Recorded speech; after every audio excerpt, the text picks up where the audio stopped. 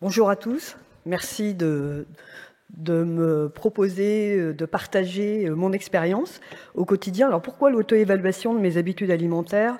Tout simplement parce que lorsque le sportif sait par exemple ce qu'il doit boire ou ce qu'il doit manger, il y a un décalage entre sa connaissance et son application au quotidien. Alors que l'efficacité en diététique s'inscrit sur un quotidien. Donc l'objectif, c'est de conjuguer au mieux le bon sens, les données nutritionnelles, l'apprentissage, l'application au quotidien et les préoccupations des sportifs dans le but d'améliorer les apports nutritionnels et hydriques en fait au quotidien des sportifs. Alors on sait que les habitudes alimentaires que les sportifs développent lorsqu'ils sont jeunes influencent les habitudes alimentaires qu'ils auront toute leur vie. C'est ce qu'on souhaite faire, en tout cas dans notre quotidien, c'est qu'ils fassent pas un régime alimentaire sur une période, mais qu'ils prennent de bonnes habitudes alimentaires et qu'ils puissent adapter au fil du temps, c'est-à-dire dans leur environnement sportif, mais aussi l'environnement à la maison. Et ça veut dire qu'ils doivent pouvoir l'appliquer non seulement lorsqu'ils sont avec les copains, mais non seulement lorsqu'ils sont à la maison et aussi dans l'environnement sportif, afin que l'acte alimentaire de bien manger, ça devienne naturel et normal. Et c'est seulement à ce moment-là qu'on parlera d'habitudes alimentaires ou de mise en place de routines alimentaires au quotidien. Si on regarde le modèle de la performance, on s'aperçoit que finalement la diététique, c'est un des éléments de la performance. Et je pense qu'il y en a 10 fois plus que sur le tableau, mais déjà, en préambule, si on n'a pas le talent et si on s'entraîne pas, c'est impossible d'être performant, même si on a une alimentation qui est très adaptée. Donc on s'aperçoit aussi que dans cet entraînement, eh bien, non seulement il faut avoir des compétences en technique, en tactique, en physique, en mental, et seulement apparaît cette hygiène de vie. Et l'hygiène de vie, dans l'hygiène de vie, non seulement il y a le sommeil, il y a la diététique, et il y a de plus en plus maintenant toutes les préventions des blessures avec des étirements ou de la mobilité articulaire. Donc on s'aperçoit bien que effectivement la diététique ne fait pas la performance, mais si elle est mal gérée, elle peut être à l'origine d'une contre-performance. Alors que faire ? Eh bien en pratique, les préoccupations des sportifs, c'est soit de la prise de masse musculaire, soit de la perte de masse grasse, parfois les deux. Donc ils souhaitent prendre du muscle et perdre du gras. Soit c'est plutôt un objectif de récupération, soit c'est de mettre en place des stratégies pendant la compétition. Donc, soit juste avant l'entraînement, pendant l'entraînement, après l'entraînement, et la même chose au niveau de la compétition. Et faire le tri aussi au niveau des produits diététiques, c'est-à-dire que quelle place j'accorde ou quelle place accorde le sportif aux produits diététiques. C'est beaucoup plus facile pour eux de mettre en place des produits diététiques que d'appliquer au quotidien un équilibre alimentaire et hydrique. Alors, le contexte de l'entraînement, on sait que le poids est évolutif avec la croissance, avec la fréquence et l'intensité des entraînements. On sait, et ça a été dit tout à l'heure lorsque on a parlé d'anthropométrie, c'est-à-dire qu'on amène le sportif à s'entraîner avec un pourcentage de masse grasse adapté, c'est-à-dire qu'on n'est plus en relation directement avec le poids de corps, mais avec la composition corporelle. On a, nous, effectivement, des outils adaptés avec la DEXA, mais qui exposent à l'irradiation. On a la pince applicutanée. Et on n'utilise plus, depuis quelque temps, l'impédance mètre, puisque ça donne des résultats assez trompeurs, comme on a eu cette chance, en tout cas, de comparer avec les trois méthodes.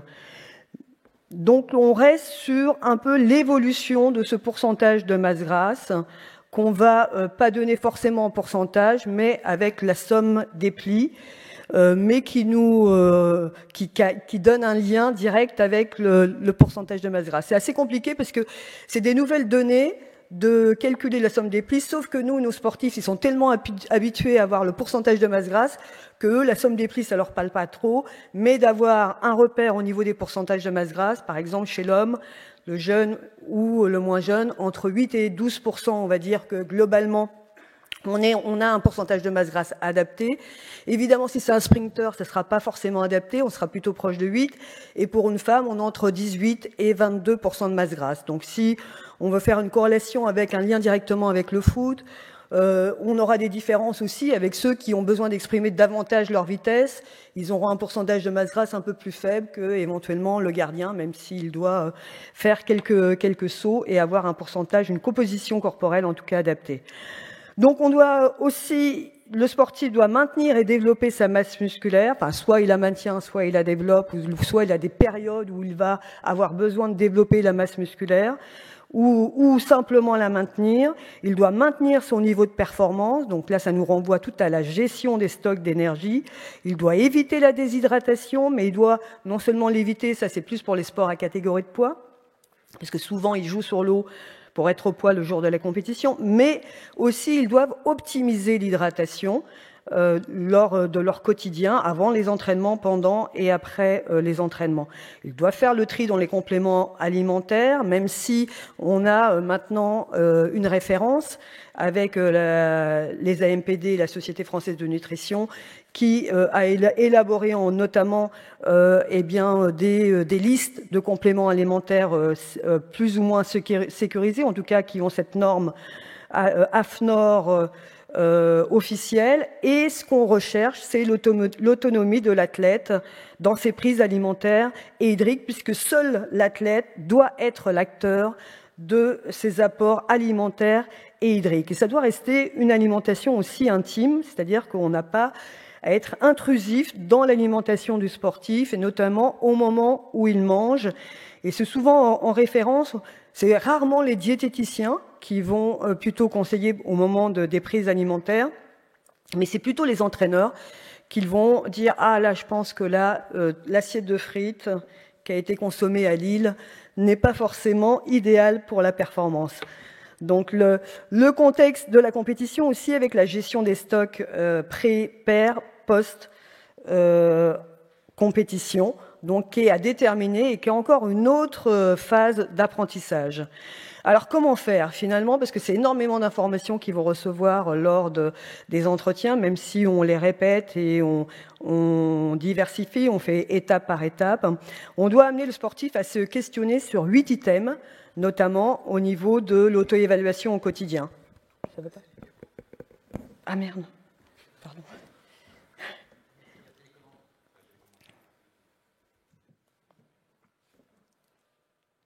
Pardon, je suis désolée. J'étais dans mon... je sais pas où je suis. Comment faire ? Ah oui.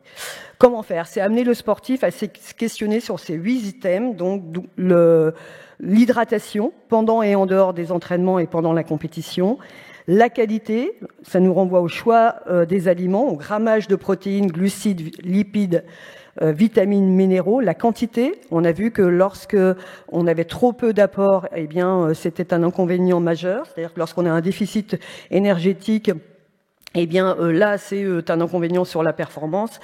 Mais lorsqu'on a aussi des apports trop importants en énergie, c'est aussi un inconvénient. Donc, il faut avoir une bonne disponibilité énergétique. Donc, ça nous renvoie à cette notion de quantité avec la taille des portions. On doit appréhender aussi le comportement alimentaire avec l'appétit, la faim, la satiété. On doit aussi amener le sportif à se questionner sur la répartition, c'est-à-dire quels sont les découpages qu'il fait dans sa journée, c'est-à-dire la notion de 3 à 5 prises par jour, les 3 repas principaux, plus 1 à 2 collations. Donc pas de saut de repas, parce que bien souvent ils ont recours à une stratégie de récupération alimentaire, mais parfois il n'y a pas de petit déjeuner parce qu'ils ont privilégié le sommeil. Donc quelle solution ils pourraient trouver pour amener à prendre un apport énergétique qui pourrait remplacer le petit déjeuner avant son effort. La diversité alimentaire, il n'y a pas de produits magiques, donc s'inscrire dans une diversité alimentaire permet une bonne couverture en macro et micro nutriments. La gestion des aliments plaisir à risque avec la fréquence, c'est-à-dire ne pas supprimer les aliments qui amènent un confort psychologique, mais établir une fréquence qui sera finalement dictée par le sportif et non forcément par le diététicien, même si évidemment il y aura tous les stratèges, en tout cas, qui vont influencer cette fréquence. La place des produits diététiques normés et le débat sur les modes et régimes alimentaires, c'est-à-dire le sans gluten, le sans lactose, les régimes cétogènes, etc., qui sont très véhiculés aussi dans le milieu du sportif. Il y aura une vigilance particulière pour les jeunes sportifs, en sachant que la préoccupation la plus importante, c'est les besoins liés à la croissance, à la maturité physique et sexuelle. Pendant cette période, eh bien, sont acquis 50% du poids, 25% de la taille et 40% en fait de la masse minérale osseuse.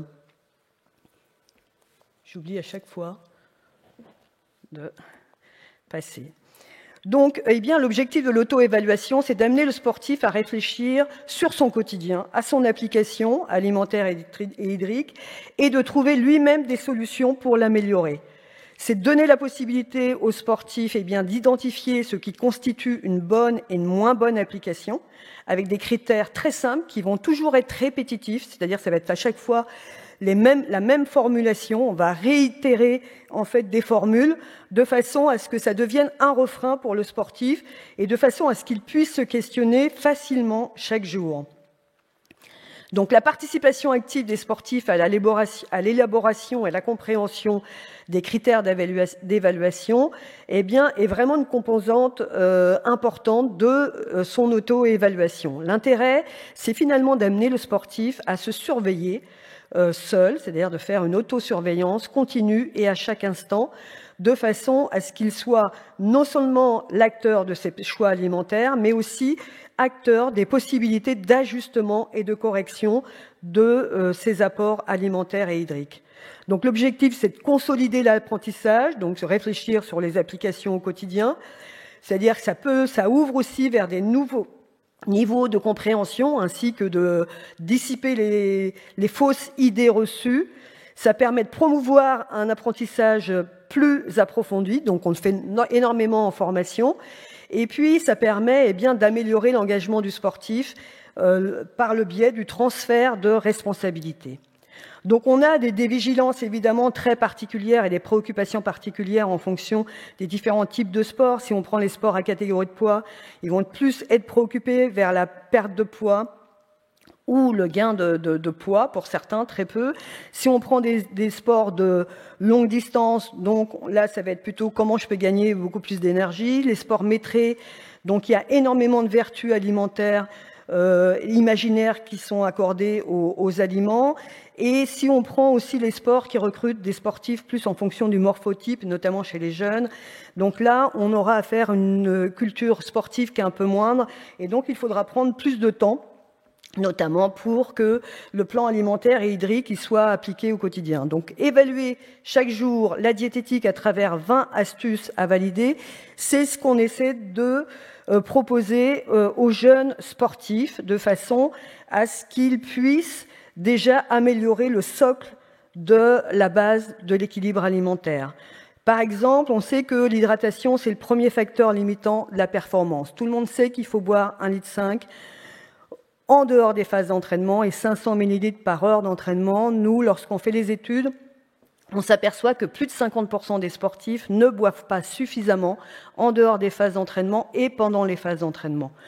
Vérifier, avoir des urines claires au réveil, du réveil au coucher et aussi avant les entraînements.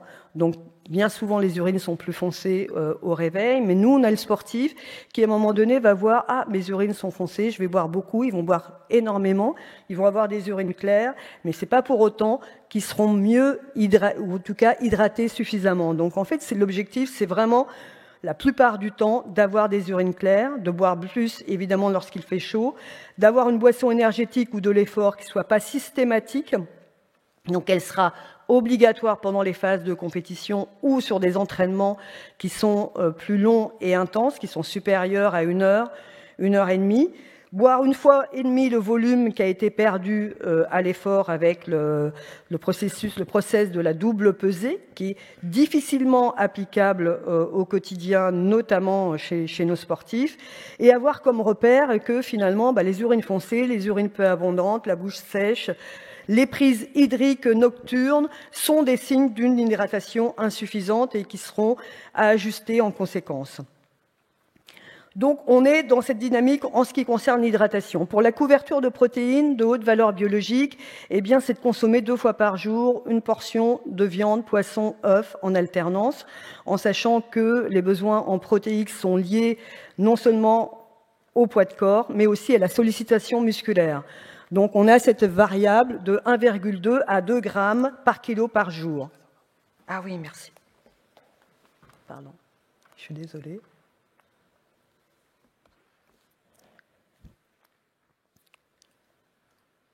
Rappeler. On arrive, je reviens, je sais pas, bon c'est pas grave. Donc on en était, non je voulais juste insister sur un élément. Voilà. Je voulais juste insister en fait, souvent en fait on a les sportifs aussi qui souhaitent, notamment lorsqu'ils prennent de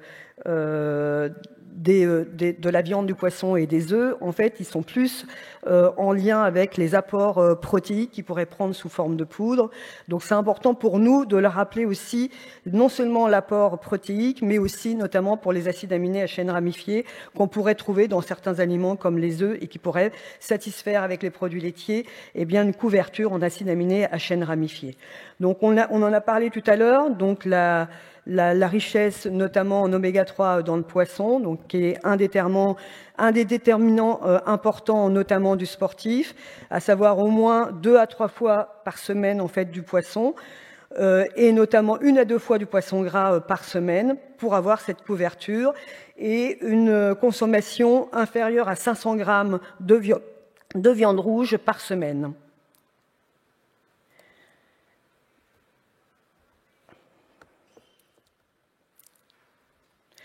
En ce qui concerne les produits laitiers, donc source de protéines de haute valeur biologique, naturellement riches en acides aminés essentiels, vecteurs de bons rapports phosphocalciques et de vitamine B12, de B12, c'est le deuxième contributeur de vitamine B12, à savoir que la viande, le poisson et les œufs sont les premiers contributeurs, de zinc, de cuivre, de sélénium et d'iode. Donc consommer au moins 3 produits laitiers par jour. Donc, notamment, préférer les yaourts nature, le fromage blanc à 20%, etc. À noter que dans 100 grammes de yaourt, on a aussi 10 milliards de ferments actifs probiotiques, donc avec une vigilance sur les fromages, car ils sont riches en graisse, et notamment de quantifier les ajouts de sucre sur certains produits. Donc, tout à l'heure, on a parlé notamment des boissons végétales qui sont pas en fait en lien, en tout cas qui ne correspondent pas à des produits laitiers, mais qui peuvent être des compléments, notamment pour les produits à base de soja, dont on vient d'en consommer au moins, on peut en consommer en tout cas 1 fois par jour. Donc, en ce qui concerne les fruits et légumes, aucune pilule ne remplace la complexité des fruits et des légumes. On insiste beaucoup parce que c'est les grandes erreurs que font les sportifs. Ils ont un quota en végétaux qui est largement insuffisant et on trouve 400 microéléments dans les fruits et les légumes, alors que dans une pilule alimentaire ou une pilule en pharmacie, on va en trouver que 18 maximum microéléments dont on ne sait pas s'il y aura une bonne assimilation. Donc l'objectif, c'est de consommer au moins une crudité par jour assaisonnée avec de l'huile de colza, de consommer au moins une portion de légumes cuits variés à chaque déjeuner et à chaque dîner, de consommer au moins 3 fruits par jour pour avoir son quota de végétaux, et bien évidemment d'adapter en fonction des apports énergétiques qui seront déterminés au départ. En ce qui concerne les sucres complexes, c'est-à-dire que les féculents, c'est la clé de la bonne gestion de l'énergie, mais aussi de la composition corporelle. Donc, il conviendra d'adapter la quantité de féculents en fonction des dépenses énergétiques, et on amène le sportif à réfléchir en fonction de ses charges d'entraînement, c'est notamment ces phases de repos, ces phases de reprise, de façon à quantifier et adapter ces apports en sucre complexe en fonction de cette dépense d'énergie. Donc, sauf veille de match ou en fonction des sports de longue durée, eh bien, ça peut être 3 jours avant l'épreuve d'augmenter en fait ces rations en fait de sucre complexe, c'est-à-dire de féculents, pour optimiser les réserves de glycogène. Il n'y a pas de mauvais acides gras, il y a juste de mauvaise consommation en quantité et en consommation. Donc, on amène le sportif à quantifier le beurre, la crème fraîche, sans les limiter et la supprimer. Avoir chez soi eh bien, une bouteille d'huile de colza, première pression à froid, qui a un bon rapport avec les oméga 3 et les oméga 6, et une bouteille d'huile d'olive, première pression, pour eh bien, cuisiner, ou lorsqu'ils sont en restauration collective, eh bien, de proposer ces deux choix pour qu'ils puissent eh bien, avoir une bonne couverture en oméga 3. Quantifier la consommation de fruits oléagineux. On a tellement dit qu'il fallait,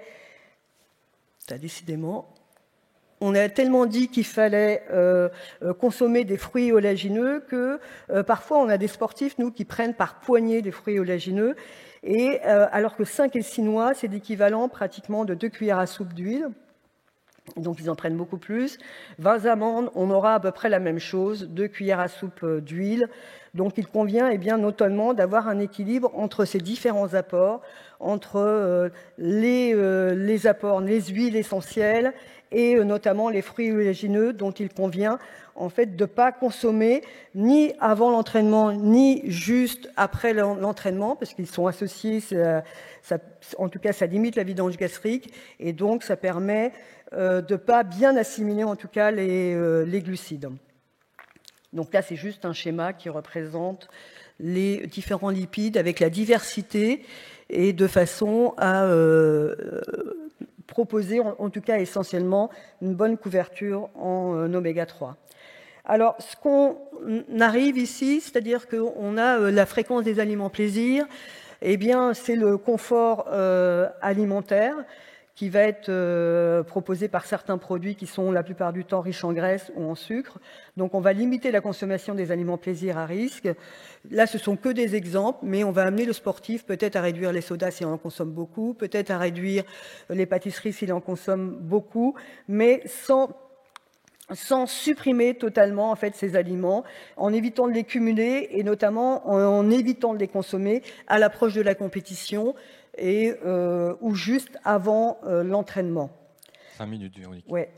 Les stratégies alimentaires, eh bien, c'est manger dans l'heure qui suit l'entraînement. On a parlé beaucoup de récupération. L'objectif, c'est le repas peut faire office de récupération, ou alors on va mettre une collation post-entraînement inférieure à 30 minutes avant la fin de l'entraînement, à base de protéines et de glucides. Le rapport sera à peu près de 0,29 à 0,3 grammes par kilo par jour de protéines et au moins l'équivalence en glucides et qui peut aller à 1 fois à 4 fois le grammage en protéines. Concrètement, si par exemple en post-effort il y a 20 grammes de protéines, une collation à base de 20 grammes de protéines, on apportera obligatoirement 20 grammes de glucides jusqu'à 60 grammes voire un peu plus en fonction du stockage visé en glycogène. Ne jamais sauter de repas, on paraît que ça vous semble peut-être un peu répétitif d'entendre ça, mais c'est ce qu'on trouve régulièrement, en tout cas dans le quotidien, et de proposer au moins un minimum, c'est-à-dire un laitage, un fruit, au lieu de sauter le repas. Les erreurs, souvent, on a des inconforts digestifs, notamment chez le sportif, qui sont simplement liés au fait de ne pas mastiquer suffisamment. Donc on leur demande, et notamment à l'approche des compétitions ou avant les entraînements, eh bien de bien mastiquer. Parfois on leur dit même 30 fois pour faciliter la digestion et favoriser le confort digestif. Mieux contrôler en fait les quantités consommées, eh bien consacrer, ça veut dire consacrer au moins 35 minutes à l'ingestion du repas, puisque on sait que le signal de satiété est bien provoqué par la sécrétion de la leptine, l'hormone digestive, eh bien, n'apparaît qu'au bout de 20 à 25 minutes après le début du repas.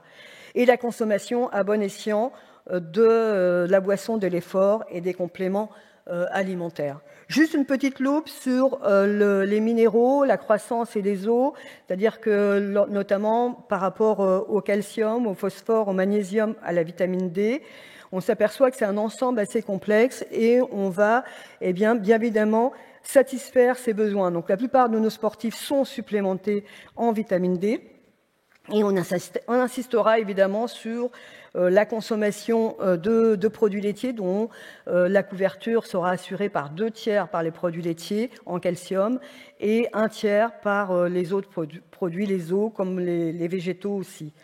Donc on a en pratique, voilà, c'est-à-dire que nous on a mis en expérience, en situation en fait en pratique, ces petites, c'est juste un exemple qu'on voit absolument pas bien ici à l'écran, mais qui permet en fait de remettre en place les 20 astuces à valider chaque jour. Donc là, il y a du texte, mais 20 astuces, ça veut dire qu'ils doivent cocher et valider un petit peu ce que j'ai juste démontré au préalable sur les lipides, les protéines et les différents glucides. Donc on revient à ce socle alimentaire ce socle alimentaire qui permet de rappeler l'hydratation, donc le repère qu'ils doivent avoir. Est-ce que je bois suffisamment 1,5 litre, 500 millilitres? Est-ce que je prends plus ou moins de la boisson de l'effort? Dans quel cadre? Quelle concentration en sucre je vais avoir par rapport à la température extérieure? Est-ce que j'ai au moins une crudité par jour assaisonnée avec de l'huile de colza? Est-ce que j'ai 2 ou 3 laitages, donc source de protéines riches en acides aminés à chaîne ramifiée? Est-ce que j'ai au moins 3 fruits par jour? Est-ce que j'ai mes 2 portions de légumes qui sont associées aux féculents et qui, en même temps que je consomme de la viande, du poisson et des œufs? Est-ce que mes féculents, j'adapte ma quantité de féculents en fonction des charges d'entraînement ou pas et de mes objectifs? Est-ce que finalement mes stratégies juste avant la compétition, pendant la compétition ou après la compétition ou aussi pendant les phases d'entraînement, ils sont adaptés? Est-ce que je fais une manipulation à J-3 ou la veille? Est-ce qu'au niveau médical, on a vérifié le fer, la vitamine D et le magnésium? Donc, est-ce que j'ai été supplémentée pendant la phase hivernale, notamment lorsque je fais un sport en intérieur, en vitamine D, et même pour les autres, puisque tous sont plus ou moins carencés, et d'ailleurs plus carencés en vitamine D. Est-ce que finalement, ma boisson de l'effort, elle est systématique? Est-ce que les compléments protéinés, je les mets de façon continue? Ou est-ce que je les mets de façon alternative avec d'autres aliments? Est-ce que je prends des électrolytes en pré-entraînement ou pré-compétition? Est-ce que je prends des barres, des gels énergétiques, etc. Donc, vous voyez que le discours, il est quand même assez large au niveau de l'accompagnement diététique. Et ce qu'on souhaite, c'est que déjà ce socle du quotidien, il soit effectué avant de passer à d'autres stratèges et notamment d'affiner un peu plus le détail. Donc ça paraît un peu large comme ça, comme au niveau de toutes les choses, les 20 astuces à valider. Mais bien souvent, il y en a déjà qui sont automatiquement validées par l'athlète, c'est-à-dire qu'il y a déjà plein de choses qu'il fait déjà, et on insiste alors simplement sur ce qu'il doit valider et au quotidien. Valider une fois, c'est facile, valider sur une semaine, c'est facile, sur 15 jours aussi, mais valider pendant toute la période de sa phase d'entraînement, c'est déjà beaucoup plus compliqué.